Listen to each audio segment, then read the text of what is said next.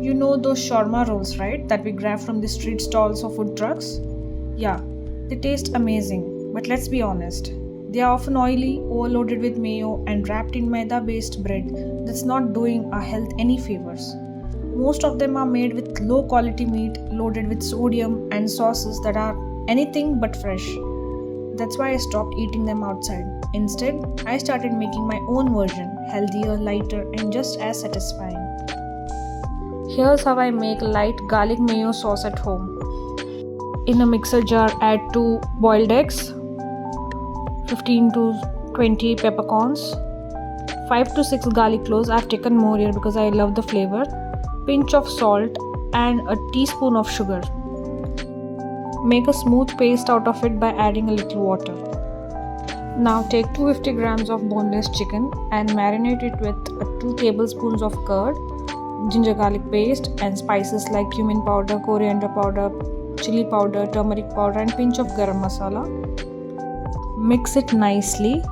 No artificial colors, no preservatives, just real ingredients. Leave it to marinate for about 15 to 20 minutes. Then I cook it on a hot pan, no deep frying, just a bit of oil. The result? Juicy, flavorful chicken that smells amazing and is actually good for you. Cook the chicken until it's golden and fully done. It should smell amazing by now. Layer out the chicken into small pieces by using knife. And instead of maida wrap, we are using a fresh homemade wheat chapati. It's lighter, has fiber, and won't leave you feeling heavy. So top it with tomato sauce and the homemade garlic mayo sauce. Take generous amount of it and spread it nicely on the wheat chapati.